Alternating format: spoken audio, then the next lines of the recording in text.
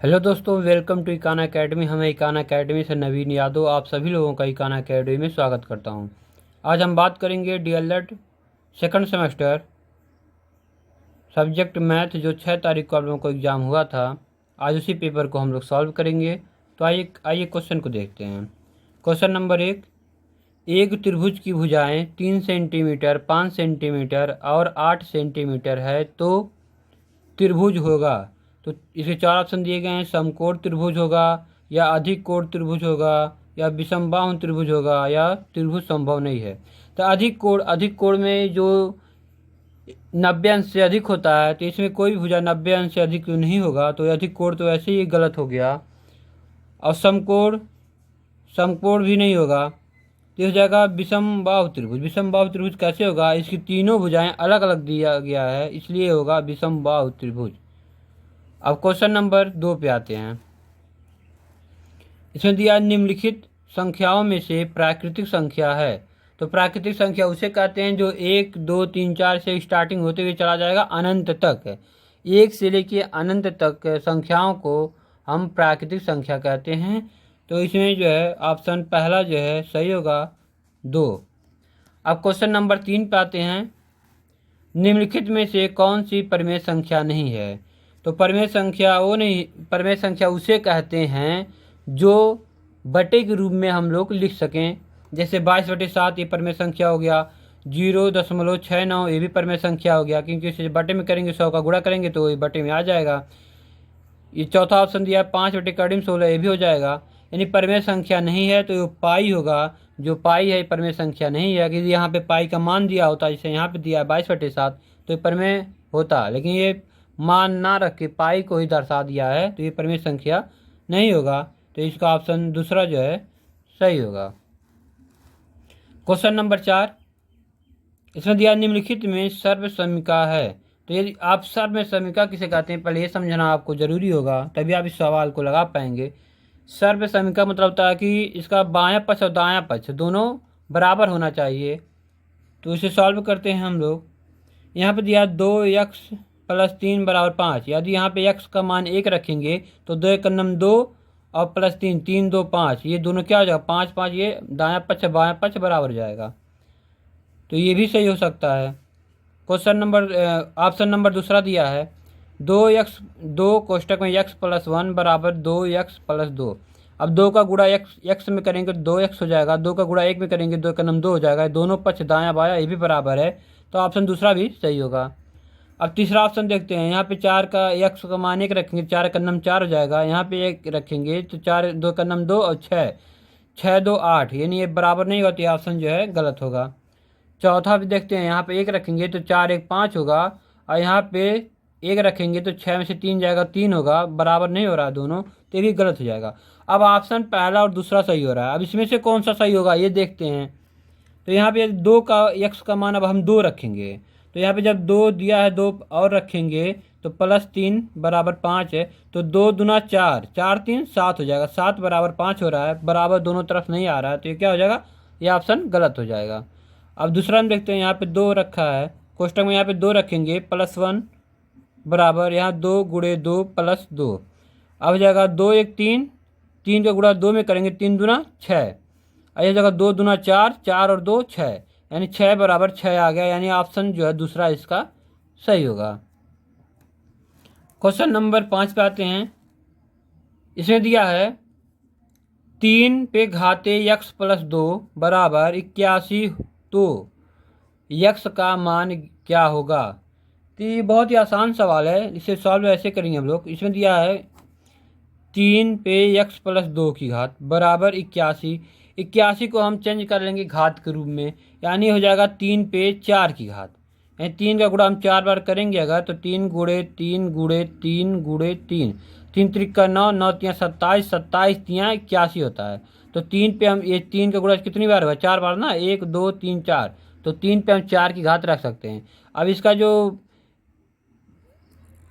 ये दोनों ऑप्शन नीचे जो है दोनों बराबर है, तो इस 3 से 3 हम कैंसिल भी कर सकते हैं, और हो जाएगा x + 2 = 4, हो जाएगा x = 4 + 2 इधर आएगा -2, x = 4 से 2 गया तो 2 बचेगा। x का मान कितना आ गया 2।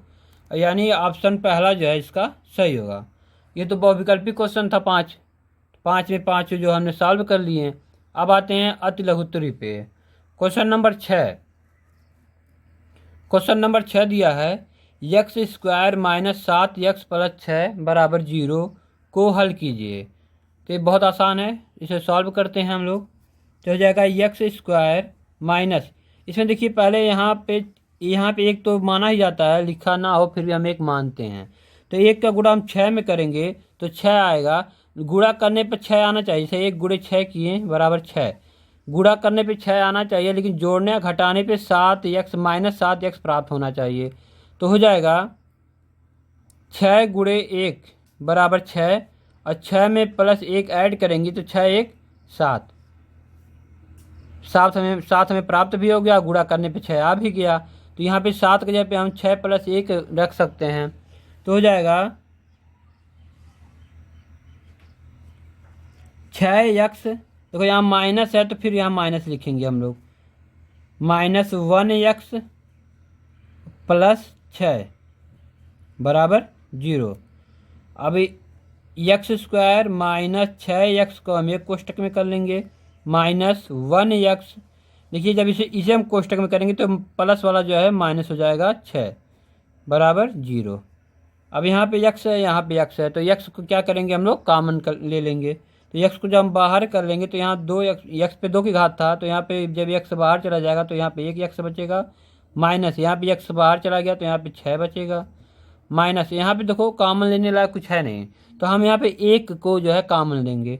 जब 1 को कॉमन ले लेंगे तो हो जाएगा एक्स माइनस 6 बराबर 0। अब देखो यहाँ पे दोनों कोष्टक में जो है दोनों क्या मान बराबर आ गए, तो जब कोष्टक में दोनों मान बराबर आते हैं तो हम एक बार इसे लिखेंगे। तो जब हम एक बार लिखेंगे तो हो जाएगा एक्स माइनस 6, और ये जो हम कॉमन लिए थे एक्स माइनस 1 एक कोष्टक में लिखेंगे, एक्स माइनस 1 बराबर 0। और अगर यहाँ तक हम सॉल्व करके छोड़ देंगे तब भी हमारा सही है, लेकिन और आगे भी हम सॉल्व कर सकते हैं। तो ये हो जाएगा एक्स माइनस 6 बराबर 0। तो एक्स बराबर, ये बराबर किधर है तो माइनस है, जब बराबर किधर आएगा तो क्या हो जाएगा प्लस। तो एक्स का मान जो आ जाएगा 6, और एक आएगा एक्स माइनस 1 बराबर 0। तो एक्स बराबर माइनस 1 है, इधर जाएगा प्लस 1, एक एक्स का मान जो है 6 आएगा और एक जो है 1 आएगा। यही हमारा आंसर होगा। अब क्वेश्चन नंबर 7 पे आते हैं। 7वां क्वेश्चन दिया है 5 पुस्तकों का मूल्य 7 पुस्तकों के मूल्य से 14 रुपये कम है, एक पुस्तक का मूल्य ज्ञात कीजिए। तो मान लीजिए एक पुस्तक का मूल्य, इसे हम सॉल्व करेंगे तो ये हो जाएगा एक पुस्तक का मूल्य बराबर एक्स रुपया। हम एक पुस्तक का मूल्य एक्स रुपया मान लिए, तो ये हो जाएगा 5 पुस्तकों का तो हो जाएगा 5 एक्स। देखिए ये बोला कि 14 रुपये कम है, तो यहाँ माइनस हो जाएगा, माइनस 7 एक्स बराबर 14।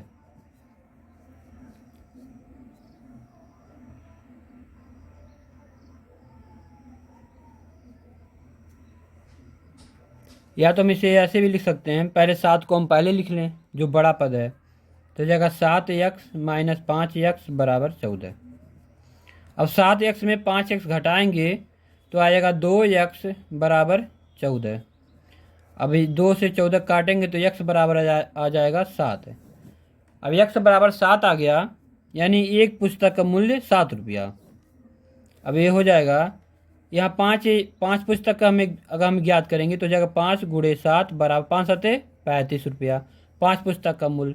और 7 पुस्तक का मूल्य हो जाएगा 7 गुणे 7, 7 सते 49। अब इन दोनों का अंतर हम देखेंगे तो आएगा 14। जो 14 रुपये का अंतर था ना दोनों पुस्तकों में, 14 रुपये कम है, तो 35 और 49 का अंतर आएगा 14 रुपये। अब पूछा क्या था, एक पुस्तक का मूल्य ज्ञात कीजिए, तो एक पुस्तक का मूल्य 7 रुपया, यही हमारा आंसर होगा। अब क्वेश्चन नंबर 8 पे आते हैं। इसमें दिया है a प्लस 1/a बराबर 3, तो a square plus 1/a square का मान ज्ञात कीजिए। तो ये जो है हम लिखेंगे दोनों पक्षों का वर्ग करने पर, दोनों पक्षों का वर्ग करने पर, तो हम इसका जब वर्ग करेंगे तो हो जाएगा a प्लस 1/a का वर्ग बराबर 3 का वर्ग। अब यहाँ पे a प्लस बी का होल स्क्वायर का फार्मूला लगेगा, जो होता है a प्लस बी का होल स्क्वायर बराबर a square plus B square plus 2ab। इसी फार्मूले पे हम जो है इसे सॉल्व करेंगे। तो a प्लस बी का होल स्क्वायर का हो जाएगा, यानी इतने की जगह पे हम इतना लिख सकते हैं या इतने की जगह पे हम इतना लिख सकते हैं, बात एक ही होगी। तो हम इसके जगह पे लिखेंगे a की जगह पे a स्क्वायर हो जाएगा प्लस b की जगह पे 1/a है तो 1/a का स्क्वायर हो जाएगा प्लस 2ab, तो 2 गुणे a की जगह पे a गुणे b की जगह पे 1/a बराबर 3 का वर्ग करेंगे, 3 त्रिका 9, a से a कैंसिल हो जाएगा, यहाँ बचेगा a square plus 1/a square बराबर 9। ये प्लस 2 है, जब इधर जाएगा तो हो जाएगा -2, तो हो जाएगा a square plus 1/a square बराबर 9 से 2 जाएगा 7। अब क्या पूछा था, a square plus 1/a square का मान पूछा था, तो ये हमारा मान जो है ज्ञात हो गया, यही हमारा आंसर होगा। अब क्वेश्चन नंबर 9 पे आते हैं। क्वेश्चन 9 दिया है, एक बगीचे में 2025 पौधे लगे हैं, प्रत्येक पंक्ति में उतने ही पौधे लगे हैं जितनी बगीचे में कुल पंक्तियां हैं। प्रत्येक पंक्ति में कुल कितने पौधे लगे हैं, तो ये हो जाएगा, कह रहा प्रत्येक पंक्ति में उतने ही पौधे हैं जितने की कुल बगीचे में कुल पंक्तियां हैं। तो मान लीजिए प्रत्येक पंक्ति में कुल x पौधे लगे हैं, प्रत्येक पंक्ति में कुल x पौधे लगे हैं। तो ये कह रहा कि जितने पंक्तियां हैं उतने बगीचे में कुल पंक्ति हैं, तो दोनों बराबर ही हैं, तो हो जाएगा x गुणे x बराबर 2025। तो इस जगह x गुणा x में करेंगे तो x स्क्वायर होगा और 2025, फिर हो जाएगा x बराबर, इसे करड़ी में करेंगे तो स्क्वायर हट जाएगा तो हो जाएगा 25। अब 2025 का हम जब वर्गमूल ज्ञात करेंगे तो ये हो जाएगा x बराबर 45, ये x बराबर 45 हमारा क्या होगा, आंसर होगा। अब वर्गमूल ज्ञात तो करने आता ही होगा आप लोगों को, अगर नहीं आता होगा तो हम आपको बता दें कैसे ज्ञात होगा, लेकिन ज्ञात हम करेंगे नहीं, लेकिन आप लोग ज्ञात कर लीजिएगा, बता रहे हैं कैसे होगा। आप गुणनखंड विधि से इसे ज्ञात कर सकते हैं। अब जो भी 2 से हम इसे काटेंगे या 3 से जो भी संख्या से कटेगी उसका हम जो है जोड़ा लगाते हुए चले जाएंगे, और लास्ट में जो जोड़ा लग जाएगा पूरा, तो जोड़े में से एक ज्ञात करके उसमें हम गुणा कर देंगे, हमारा 45 आंसर आ जाएगा। अब आते हैं क्वेश्चन नंबर 10 पे। इसमें दिया है, एक पुस्तक का मूल्य 5x square plus 2x plus 1 है, इसी प्रकार की 2x प्लस 5 पुस्तकों का मूल्य ज्ञात कीजिए। तो जिसे एक पुस्तक दिया इसने पुस्तक का ज्ञात करने का, तो इसमें कुछ करना नहीं है, इसमें बस गुणा करना है, इसका इसमें क्या करना है, गुणा करना है। तो ये हो जाएगा 5x square plus 2x plus 1 गुणे 2x प्लस 5। तब जब गुणा करेंगे पहले 2x का गुणा करेंगे 5x स्क्वायर में, तो 2 पचे 10 x, देखिए 2 है यहाँ पे 1, 2 1 कितना हो जाएगा 3, x पे 3 की घात प्लस 2 दूना 4, x पे घातें जुटेंगी 1 1 मिलके x पे 2 की घात प्लस 2x का गुणा 1 में करेंगे तो जाएगा 2x प्लस, अब 5 से गुणा करेंगे 5 में 5 पचे 25x स्क्वायर प्लस 5 दूना 10x प्लस 5 एकन्नम 5। अब देखिए घातें जो इकट्ठा 10 पे 10x पे 3 की घात और कोई 3 की घात है नहीं, तो इसे हम ऐसे नोट कर लेंगे प्लस, अब 2 की घात यहाँ भी है 2 की घात यहाँ भी है, अब 2 इसे ऐड करेंगे 25 और 4 29 हो जाएगा 29x स्क्वायर। अब फिर देखिए 1 की घात यहाँ, 1 की घात यहाँ, इसे ऐड कर लेंगे। 10 और 2, 10 2 12x प्लस, अब बिना घात वाले सिर्फ एक ही संख्या है 5, इसे ऐड कर लेंगे। यही हमारा क्या होगा, आंसर होगा। अब क्वेश्चन नंबर 11 पे आते हैं। क्वेश्चन नंबर 11, इसमें दिया है -1/2 तथा 5/4 के मध्य दो समदूरस्थ संख्या ज्ञात कीजिए।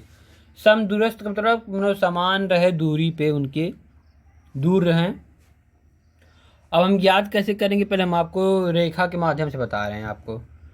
तो जब हम इसे पहले सॉल्व करते हैं, इसे हम आपको समझा दें अच्छी तरह से ताकि आप समझ जाएं। -1/2 है, 5/4 है, तो इसका हर जो है बराबर होना चाहिए पहली बात। तो पहली संख्या में -1/2 में अंश और हर में, ये अंश है ये हर है, इसमें अंश और हर में 2/2 से हम क्या करेंगे, गुणा कर देंगे ताकि इसके मान में कोई परिवर्तन ना हो। अब 2 का गुणा 1 में करेंगे तो हो जाएगा -2/2 दूना 4। एक संख्या ये अब स्टार्टिंग में आ गई और एक संख्या पहले दिया है 5/4। अब इसे हम जब रेखा में दर्शाएंगे तो ऐसे दर्शाएंगे, यहाँ बीच में क्या जीरो रहेगा।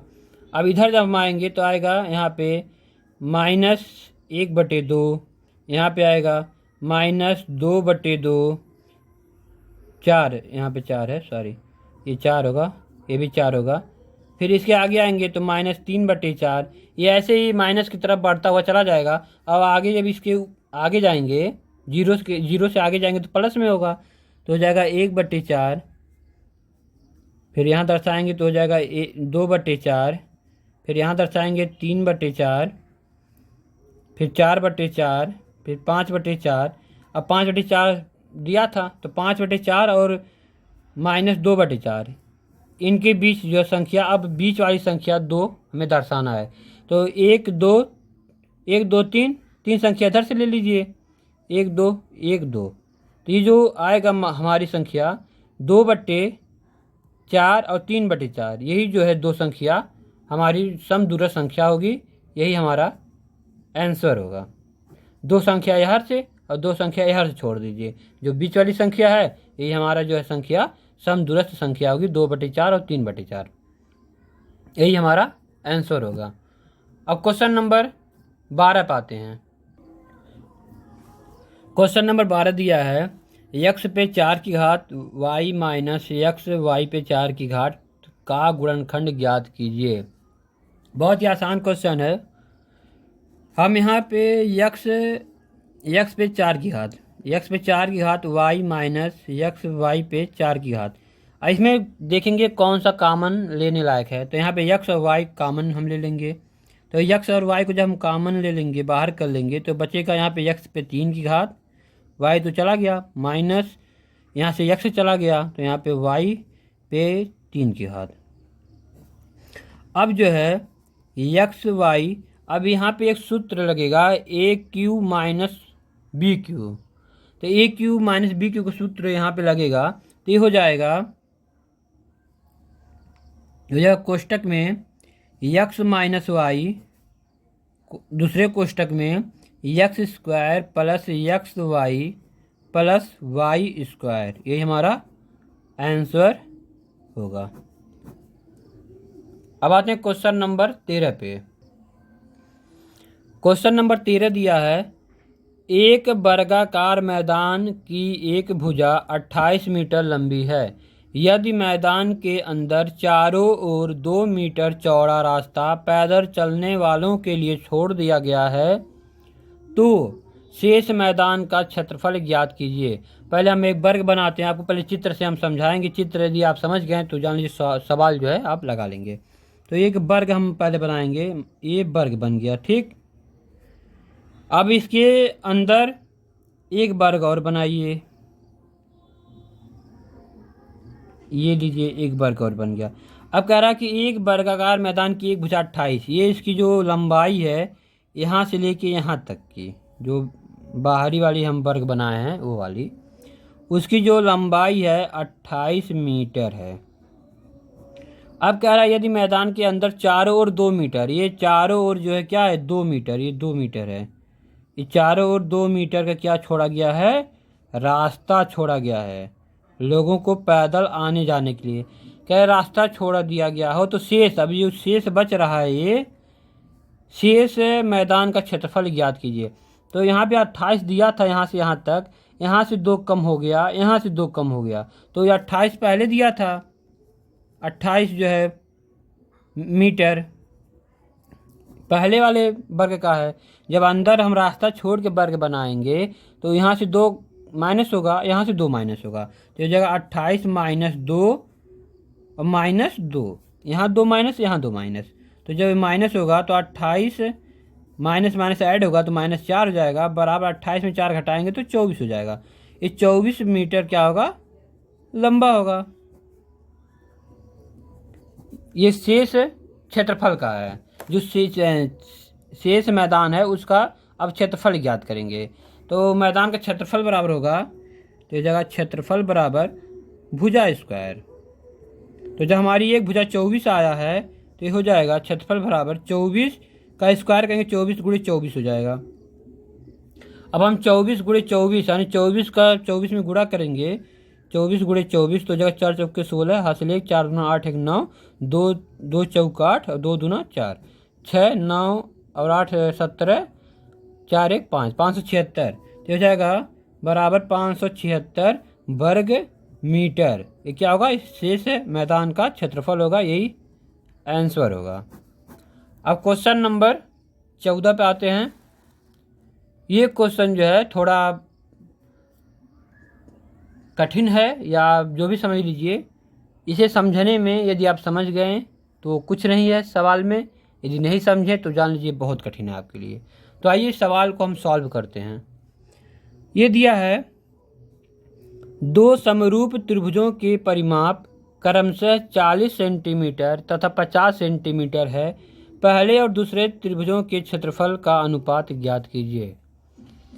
तो ये हो जाएगा, इसे हम सॉल्व करेंगे। ध्यान से इस सवाल को देखिएगा, थोड़ा समझने की कोशिश कीजिएगा। तो ये सॉल्व करेंगे तो ये दिया 2 समरूप त्रिभुजों के परिमाप का क्रमशः 40 सेंटीमीटर 50 सेंटीमीटर दिया है परिमाप इसका। तो इसकी जो भुजा होती है, भुजा का अनुपात, जो भुजा होता है वो परिमाप के जो है बराबर होता है। तो जब परिमाप और भुजा समान होंगे तो इसका जो भुजा होगा वो बराबर ही आएगा। तो आइए इसे देखते हैं। तो हो जाएगा पहले त्रिभुज का परिमाप बटे दूसरे त्रिभुज का परिमाप, 2 समरूप त्रिभुज का दिया है, बराबर पहले त्रिभुज की भुजा बटे दूसरे त्रिभुज की भुजा। ये त्रिभुज हम बनाए हैं थोड़ा जल्दी में, तो समझ लीजिएगा। अब इसमें दिया परिमाप पहले का 40, दूसरे का 50, बराबर पहले त्रिभुज का भुजा बटे दूसरे त्रिभुज का भुजा। और 0 0 कैंसिल हो गया, तो 0 0 कैंसिल हो जाएगा तो क्या बचेगा, 4/5। ये पहले त्रिभुज का भुजा 4 आ गया और दूसरे त्रिभुज का भुजा 5 आ गया। अब क्या कह रहा है, पहले और दूसरे त्रिभुज के क्षेत्रफल ज्ञात कीजिए। तो इसका क्षेत्रफल बराबर होता है, तो हो जाएगा पहले त्रिभुज का क्षेत्रफल बराबर होगा भुजा स्क्वायर बटे दूसरे त्रिभुज का क्षेत्रफल, दूसरे त्रिभुज का क्षेत्रफल। तो इसका भी क्या होगा, बटे भुजा स्क्वायर। तो पहले त्रिभुज का कितना आया था 4, तो हो जाएगा 4 का स्क्वायर। दूसरे का कितना आया था 5, तो हो जाएगा 5 का स्क्वायर। तो 4 चौके 16 और 5 बचे 25, तो 16:25 आएगा इसका आंसर। ये इसका आंसर होगा। अब एक बार फिर से समझा दे रहे हैं, आप लोग समझ लीजिए। दिया है दो समरूप त्रिभुज के परिमाप क्रमशः 40 सेंटीमीटर 50 सेंटीमीटर है। पहले और दूसरे त्रिभुज के क्षेत्रफल का अनुपात ज्ञात कीजिए। जैसे पहले त्रिभुज का परिमाप बराबर होगा पहले त्रिभुज की भुजा, ये दोनों इसके बराबर होंगे, और दूसरे त्रिभुज का परिमाप बराबर दूसरे त्रिभुज की भुजा। तो ये 40 दिया ही है, इसका 50 दिया, 0 0 कैंसिल हो जाएगा, 4/5 बचेगा। तो जो पहले त्रिभुज का भुजा होगा 4 होगा, और दूसरे त्रिभुज का जो भुजा होगा वो 5 होगा। अब कहा त्रिभुज के क्षेत्रफल ज्ञात कीजिए, तो त्रिभुज का क्षेत्रफल बराबर भुजा स्क्वायर। तो भुजा स्क्वायर, इसका भुजा 4 दिया है पहले का, और दूसरे का 5 दिया है, तो 4 का स्क्वायर और दूसरे का 5 का स्क्वायर होगा, तो 4 चौके 16 होगा, 5 पचे 25 होगा। तो इसका जो क्षेत्रफल का अनुपात होगा 16:25 होगा, यही हमारा आंसर होगा। अब क्वेश्चन नंबर 15 पे आते हैं। अब क्वेश्चन 15 देखते हैं। दिया 671, 781 एवं 1441 का भाग विधि से मैसे ज्ञात करना है। तो भाग विधि से हमें ज्ञात करना है, तो हम इसे सॉल्व करेंगे। तो हो जाएगा 671 भागा 781। तो एक बार जाएगा भाग, तो जाएगा 671, एक में से 1 गया 0, 8 में से 7 गया 1, 7 में से 6 गया 1, 110। अभी 110 भागा 671 करेंगे। अभी जाएगा 6 बार, 11 छक 66, यानी 660 आएगा। अब इसे जब माइनस करेंगे तो यहाँ 1 आएगा, यहाँ 7 में से 6 गया 1 आएगा। अभी 11 में भाग करेंगे 110 का, 110। ये कितनी बार जाएगा, पहले एक बार जाएगा, 11 आएगा, कैंसिल कैंसिल, 0 बचाते हैं 0, यहाँ 0 नोट कर लेंगे, यानी 11 इसका क्या आया, मैसे। अभी हम 11 मैसा नहीं कह सकते हैं, अभी तो हम इसमें भाग देंगे ना, 11 से भाग देंगे 1441 में, ये भी कट जाएगा तब 11 माना जाएगा। एक बार जाएगा पहले 11 करना में 11, यहाँ 3 बचा, यहाँ फिर 4 नोट कर लेंगे, 11 3 33, 4 में से 3 गया 1, यहाँ फिर 1 नोट कर लेंगे, 11 का नाम 11, यानी 11 एक ऐसी संख्या है जो तीनों संख्या इससे पूरी तरह कट जा रही हैं। तो ये हो जाएगा मैं से 11 होगा, हमारा जो आंसर आएगा 11 आएगा। अब क्वेश्चन नंबर 16 पाते हैं। क्वेश्चन नंबर 16 दिया है 4, 11, 16, 15, 12, 5, 7, 9, 10 की माध्यिका ज्ञात कीजिए। तो इससे पहले हम जब सॉल्व करेंगे तो इसको पहली संख्या को हम आरोही क्रम में लिखेंगे। तो आरोही क्रम में जब हम लिखेंगे तो हो जाएगा 4, 5, उसके बाद 7, उसके बाद 9, 10, 11, 12, 15, 16।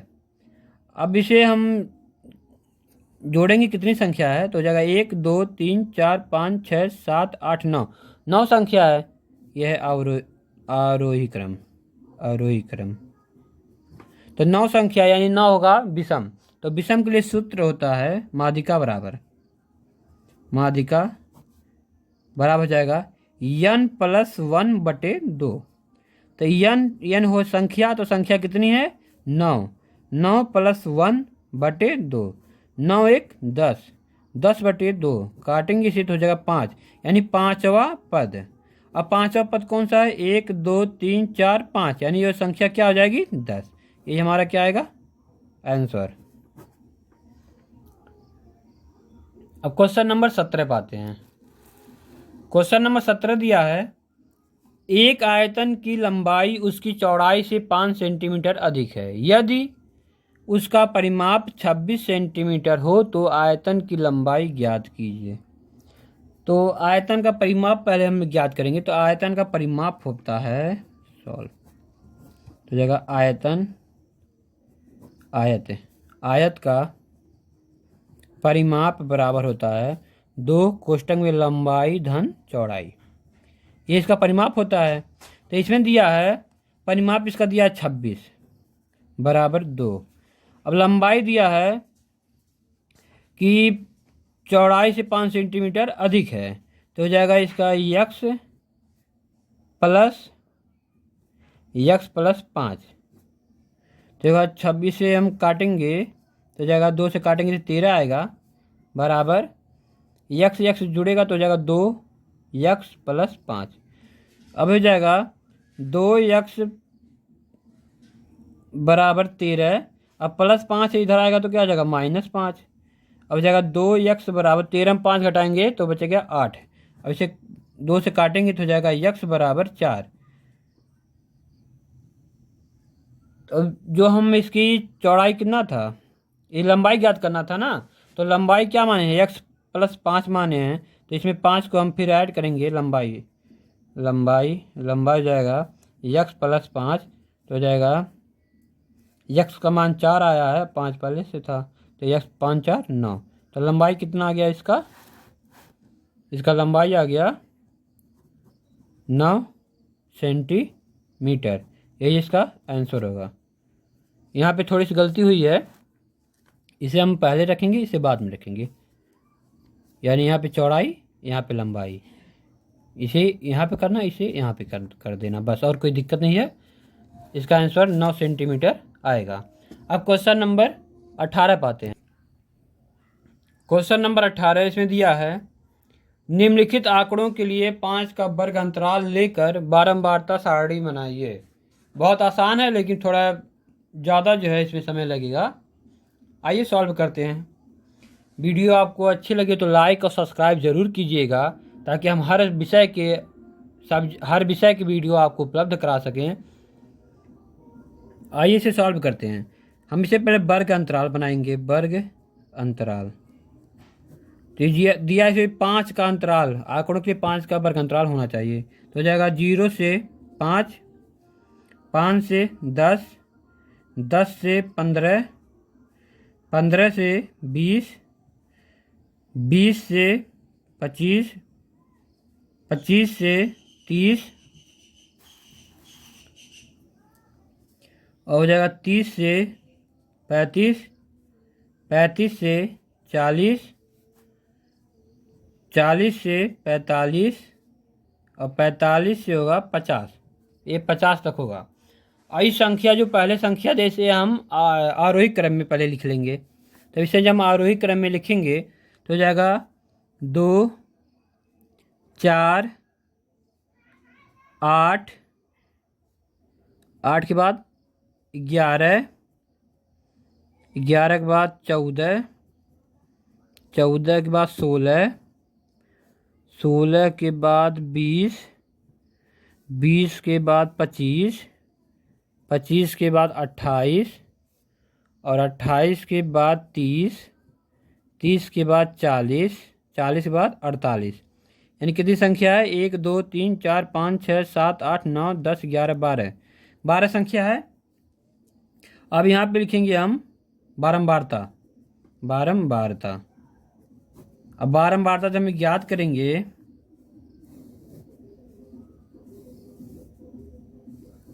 हम बता रहे हैं ऐसे रिंच पटरी से तो रेखा खींच नहीं रहे हैं कि सीधा जाएगा, थोड़ा तिरछा भी हो जाएगा। बस आपको समझने से मतलब है कि कैसे लगेगा। अब इसे हम सॉल्व करते हैं। ठीक, अभी हो जाएगा दिया 0 से 5 के बीच कितनी संख्या आएंगी। तो 0 से 5 के बीच 2 संख्या आ रही है, 2 और 4 आ रही है, तो बारंबारता हो जाएगा 2। अब दिया 5 और 10 के बीच कितनी संख्या आ रही है। तो 5 और 10 के बीच जो है यहाँ भी 2 संख्या आ रही है। 8 एक संख्या है, एक ही संख्या है, 8 होगा, तो यहाँ पे 1 लिखेंगे। अब दिया है 10 और 15 के बीच, 10 और 15 के बीच 1 2, 2 संख्या है, तो यहाँ पे 2 होगा। अब 15 और 20 के बीच, 15 और 20 के बीच जो है 1 संख्या है, तो 1 होगा। अब 20 और 25 के बीच, 20 और 25 के बीच 1 2, 2 संख्या है, तो ये 2 होगा। अब 25 और 30 के बीच, 25 और यहाँ पे हम यहाँ पे देख रहे हैं, यहाँ देखना है हमें। 14 16 तक तो सही था, 16 15 और 16 के बीच 1 2, 15 और 20 के बीच देखना था, 1 संख्या सही है। 20 और 25 के बीच, 20 और 25, 20 और 25 के बीच जो है, 20 और 25 के बीच है 1 संख्या होगा, यहाँ पे 1 होगा। 25 और 30 के बीच, अब 25 और 30 के बीच जो है 2 संख्या, तो यहाँ 2 होगा। और 30 और 35 के बीच कोई संख्या है ही नहीं, तो यहाँ पे 0 होगा। और 35 और 40 के बीच, 35 और 40 के बीच, 30 और 35 के बीच एक संख्या होगा। सॉरी, यहाँ 30 से शुरुआत करेंगे तो यहाँ पे एक संख्या होगी। 35 और 40 के बीच 0 होगा। और 40 और 45 के बीच, 40 और 45 के बीच 1 होगा। और 45 से 50 के बीच 1 होगा। यानी जब इसे हम जोड़ेंगे तो आएगा 2, 2 4 1 5, 5 6, 6 1 7, 7 2 9, 9 1 10, 10 1 11, 11 1 12, यानी 12 संख्या थी। 1 2 3 4 5 6 7 8 9 10 11 12, यानी 12, यानी इसका मतलब हमारा सवाल सही है। तो इसका ई आंसर होगा।